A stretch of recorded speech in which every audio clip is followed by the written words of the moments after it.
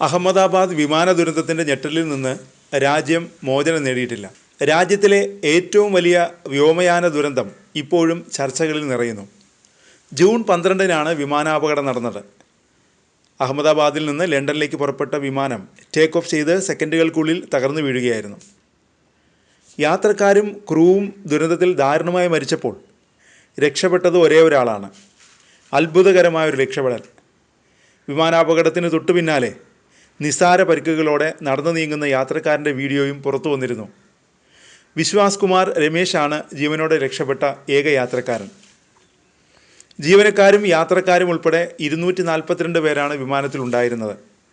വിമാനം പറന്നുയർന്ന് നിമിഷങ്ങൾക്കകം തകർന്നു വീണ് കത്തിച്ചാവലായപ്പോൾ അടിയന്തര വാതിലിന് സമീപമുള്ള 11A സീറ്റിലായിരുന്ന വിശ്വാസ് കുമാർ മാത്രം അത്ഭുതകരമായി രക്ഷപ്പെട്ടു. ലോകത്തിലെ ഏറ്റവും ഭാഗ്യവാനെന്നാണ് വിശ്വാസ് കുമാറിനെ എല്ലാവരും വിശേഷിപ്പിച്ചത്. എന്നാൽ വിശ്വാസിൻ്റെ ഇപ്പോഴത്തെ അവസ്ഥ എന്താണ്? ദുരന്തമുണ്ടായി 1 മാസം പിന്നിട്ടിട്ടും അതുണ്ടാക്കിയ കടുത്ത മാനസികാഘാതത്തിൽ നിന്ന് വിശ്വാസിന് ഇനിയും മോചനം നേടാൻ കഴിഞ്ഞിട്ടില്ല. വിമാനാപകടം ഉണ്ടാക്കിയ ട്രോമ വിശ്വാസിനെ വേട്ടയാടുകയാണ്. അദ്ദേഹം ഇപ്പോൾ മാനസികാരോഗ്യ വിദഗ്ധൻ്റെ ചികിത്സയിലാണ്. ബ്രിട്ടീഷ് പൗരത്വമുള്ള ഇന്ത്യൻ വംശജനായ വിശ്വാസിനൊപ്പം യാത്രയിൽ സഹോദരൻ അജയും ഒപ്പം ഉണ്ടായിരുന്നു. അപകടത്തിൽ അജയ് മരിച്ചു. വിമാനാപകടത്തിൻ്റെ നടുക്കുന്ന ഓർമ്മകളും സഹോദരൻ്റെ മരണവും വിശ്വാസിൻ്റെ മാനസികാവസ്ഥയെ തകിടം മറിച്ചിരിക്കുന്നു. ദുരന്തത്തിന് ശേഷം ആകെ മാനസികമായി തകർന്ന അവസ്ഥയിലാണ് വിശ്വാസ്. ഉറങ്ങാൻ കഴിയുന്നില്ല. ഉറക്കത്തിനിടെ അർദ്ധരാത്രി വിശ്വാസ് ഞെട്ടിയുണരുന്നത് പതിവാണെന്ന് അദ്ദേഹത്തിൻ്റെ ബന്ധുക്കൾ പറയുന്നു. ഉണർന്നു കഴിഞ്ഞാൽ പിന്നെ വിശ്വാസിന് ഉറങ്ങാൻ കഴിയാറേയില്ല. വിദേശത്തുള്ള ബന്ധുക്കൾ ഉൾപ്പെടെ വിശ്വാസിൻ്റെ കാര്യങ്ങൾ ചോദിച്ച് വിളിക്കാറുണ്ട്. എന്നാൽ ആരോടും വിശ്വാസ് ഇപ്പോൾ ഒന്നും സംസാരിക്കാറില്ല. ബന്ധു പറയുന്നു. ചികിത്സ തുടരുന്നതിനാൽ ഇന്ത്യയിൽ തന്നെ തുടരുകയാണ് വിശ്വാസ്. നിലവിൽ ലണ്ടനിലേക്ക് മടങ്ങിപ്പോകാൻ തീരുമാനിച്ചിട്ടില്ലെന്നും ചികിത്സ തുടങ്ങിയിട്ടേ ഉള്ളൂ എന്നും ബന്ധു പറയുന്നു. വിമാനാപകടത്തിന് ശേഷം അഹമ്മദാബാദ് സിവിൽ ഹോസ്പിറ്റലിൽ ചികിത്സയിലായിരുന്ന വിശ്വാസ് ജൂൺ 17-നാണ് ആശുപത്രി വിട്ടത്. അപകടത്തിൽ കൊല്ലപ്പെട്ട സഹോദരൻ അജയിൻ്റെ മൃതദേഹം DNA പരിശോധനയിലൂടെ തിരിച്ചറിഞ്ഞ ശേഷം കുടുംബം ഏറ്റുവാങ്ങിയതും അതേ ദിവസമായിരുന്നു. 2 സഹോദരങ്ങളും ദ്വീപിലുള്ള കുടുംബക്കാരെ സന്ദർശിച്ച ശേഷം ലണ്ടനിലേക്ക് മടങ്ങവെയാണ് ദാരുണമായി അപകടമുണ്ടായത്.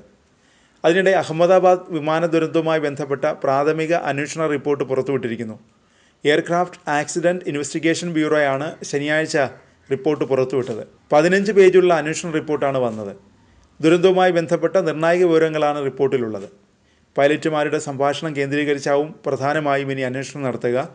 എന്തിനാണ് എഞ്ചിനിലെ ഇന്ധന നിയന്ത്രണ സ്വിച്ച് ഓഫാക്കിയതെന്ന് ഒരു പൈലറ്റ് ചോദിക്കുന്നുണ്ട്. ഞാൻ അങ്ങനെ ചെയ്തിട്ടില്ലെന്നാണ് രണ്ടാമത്തെ പൈലറ്റ് മറുപടി നൽകുന്നത്. ഈ സംഭാഷണങ്ങൾ വിമാന ദുരന്തത്തിലേക്ക് നയിച്ച കാരണം മനസ്സിലാക്കാൻ സഹായിക്കുമെന്നാണ് വിലയിരുത്തൽ.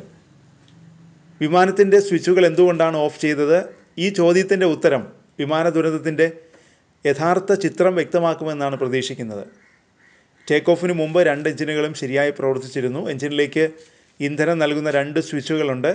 അവ റൺ പൊസിഷനിൽ നിന്ന് ഓഫ് പൊസിഷനിലേക്ക് മാറാൻ മാനുവലായി ചെയ്യേണ്ടതുണ്ട്. ഇടതുവശത്താണ് 1ാമത്തെ എഞ്ചിനിലേക്കുള്ള ഇന്ധന സ്വിച്ച്, വലതുവശത്ത് 2ാമത്തെ എഞ്ചിൻ്റെ സ്വിച്ചുകൾ ഓഫാക്കി. ഇതോടെ വിമാനത്തിന് മുന്നോട്ട് പോകാനുള്ള തള്ളൽ നഷ്ടപ്പെട്ടു.